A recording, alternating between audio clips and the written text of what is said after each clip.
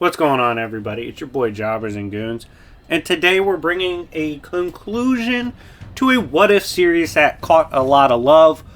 So 300 likes, and we will start the next What If series with you guys commenting down below which scenarios we should do next. This one started with Superman versus the modern day X-Men, and then it was Batman versus the modern day X-Men. Now we're concluding with, could the Justice League take down the X-Men? Now, real quick, if you haven't seen the prior episodes to this, I'm making a playlist out of it, so definitely stop this video if it's going to bother you with spoilers and go check the other episodes out. And again, smash the like button if you haven't already. Make sure to subscribe as I consistently upload content and stream. And yeah, hit the notification bell, because sometimes YouTube doesn't tell y'all I'm uploading. But anyways, I'm super excited to conclude this What If series. I believe this is the first ever What If series I've concluded. So, super hyped for that. I'm probably going to pin it on the channel for like a week. But yeah, let me know which series we do next. And anyways, without further ado, let's begin. Now, what's the storyline at this point? If you guys didn't know, Superman initially invaded, did some damage, but was taken down. Batman, with some limited knowledge, invaded and was taken down after doing damage. And we are proceeding off of that. Now, Deadpool would arrive as Batman's being interrogated. Of course, Deadpool, being a character, constantly associates himself with the X-Men. Now, the X-Men don't like him, but Deadpool doesn't give a shit, right? He shows up, shoots Batman in the head while they're interrogating him. Now, when he gets confronted by the X-Men, because they're like, dude, what the hell are you doing, Deadpool? He's like, look, I saw his plot armor, and it's ridiculous. It scared the shit out of me, so I went ahead and killed him, because I didn't know if his plot armor would screw us all. And this would spark a wild chain of events, as yes, Batman has been executed by Deadpool because of this plot armor. Which, by the way, smash the like button if you 100% agree with me that that is exactly what would be written for Deadpool. Like, they would definitely say Deadpool saw his plot armor. Next moment would incur the wrath of the friends of Batman as the Justice League gather around the Batcave and gravely watch the footage of the longtime member Batman. To many of them a brother, and to a lot of them a father figure, as there's other people there. And they have to witness his death, as of course Batman brought plenty of surveillance equipment with him when he invaded, including his own suit, and this was all on display. At this point, you know, we kind of cut from that moment and we switch over to Krakoa, where they feel a foreign force and a tremor. Like, something is wrong with the island. First of all, technically Krakoa is infinite in size, so it shouldn't be shaking anyway. Like, that's pretty crazy. So, alarms immediately start going off, right? And they panic. They rush to the bunker, and they realize that Superman is gone. That is when Sync, who, as you guys know from the last couple parts, is absolutely souped up on powers, no pun intended, from those he's witnessed fighting, he is able to see something move, right? He catches something moving, like trying to escape Krakoa, and he pursues. This is when we're going to shift over to kind of everyone involved in this conflict, okay? Because it's about to get absolutely real. The characters involved on the DC side: Damian Wayne, Tim Drake, Nightwing, Red Hood, Duke or Batwing, and Alfred. They're all here to get their get back for their boy Batman getting killed. Completely reasonable too. You then have Flash, Black Adam, Martian Manhunter, Wonder Woman, Green Arrow, Aquaman, Hawkgirl, and Superman, who has been freed. On the other side, they have Cyclops, Wolverine, Deadpool, Rogue, Jean Grey, aka Phoenix, Sync, Professor X, Storm, Darwin, Iska, Legion, Colossus, and Gambit. Now, how's this going down? I see the Bat family all pulling up in suits with similar metrics to the likes of the ones Batman had already made to pull up on Krakoa, although they'd be strengthened a bit more upon what they had evaluated. Now, first one to talk about in battle is Damian, right?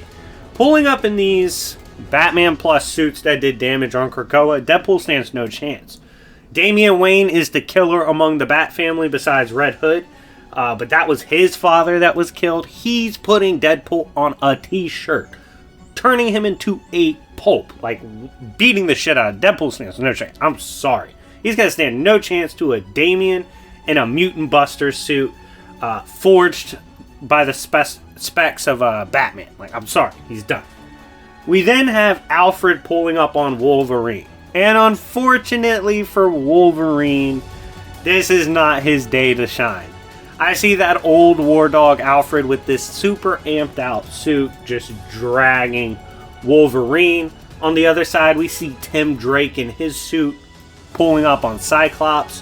While Cyclops has that dog in him, you can do some reasonable damage with his blasts of the optic beams. I actually see him getting taken down by Tim. I see Batwing in his new suit folding Colossus, managing him to take him down with his Mutant Buster.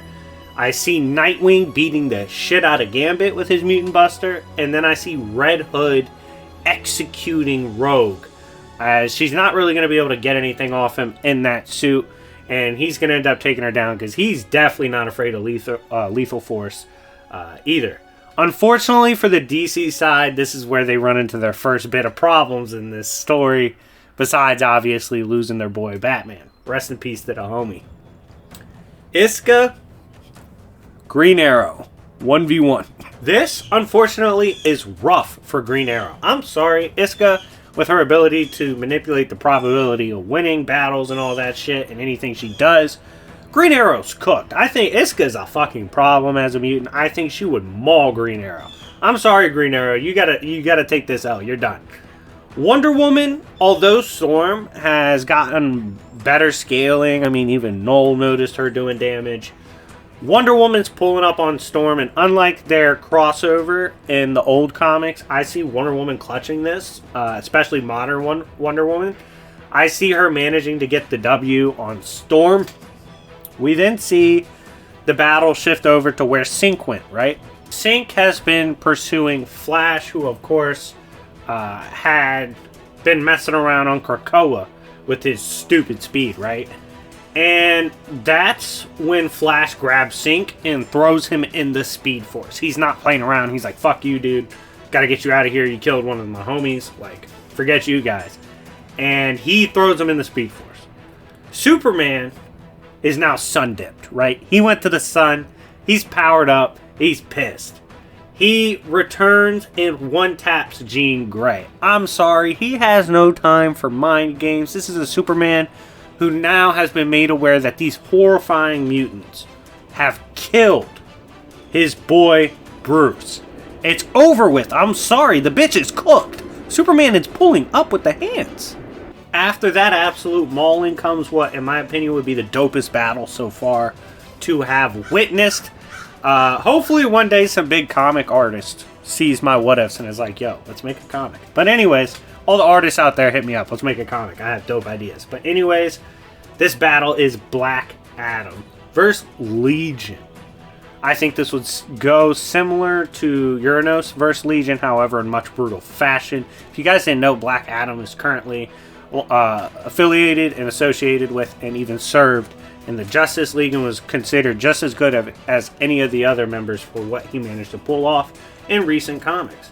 I see with his recent power buffs, as well as his grit, determination, and just insanity as a representative of a god, I absolutely see Black Adam folding Legion in this exchange, snapping his neck, and returning to battle, having slayed one of the scariest characters on the mutant side, which no doubt would have an effect. This is when we would see Darwin run from sun-dipped Superman who just put in work on Jean Grey. He's going to see that shit, and his mutant ability is instantly going to say, fuck the rap shit. We got to dip. We got to scram. He's out. Darwin is no longer affiliated with this battle. Damn that, he's gone. Now, would they try to hawk him down and kill him? Not really sure. If this hits, I know I said 300 likes for the next What If. If this hits 400 likes, I'll do a What If Darwin survived. What the fuck would he do in DC?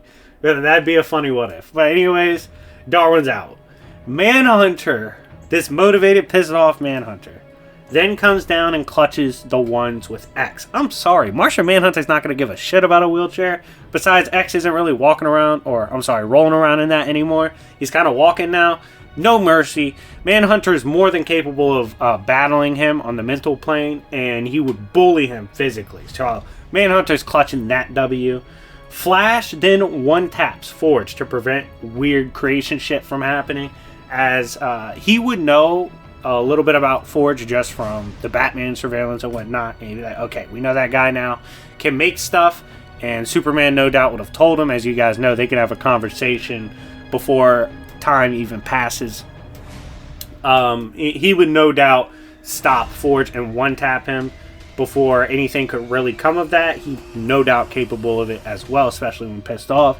That's when we see the craziest battle in terms of power scaling occur, in which the last mutant standing returns.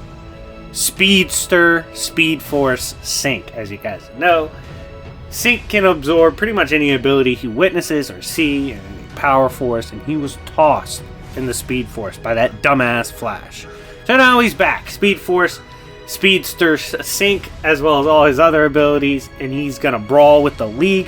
While that's a tough fight and a weird fight, I do think eventually he would get taken down. Although he would be quite dangerous. Yeah, I see a majority of the mutants getting slaughtered. Some of them put up fights, some of them even clutch some W's. Isco would have to switch sides and be like, damn that, I'm going to the winning side. But anyways, guys, I see the Justice League clutching the W in memory of Batman. Anyways, guys, thank you so much for watching this What If series. If you guys were a fan of this adventure, make sure to smash the like button, show love and support, as well as subscribe, and go watch the first parts again. They were really fun to make, and it's a really cool story once you line everything up. If you guys are a fan of my storytelling, show some love. Comment down below your favorite parts from the series and which series I should do next. Thank you guys so much for your love and support. It's been your boy Jobbers and Goons, and I'll see y'all later. Peace.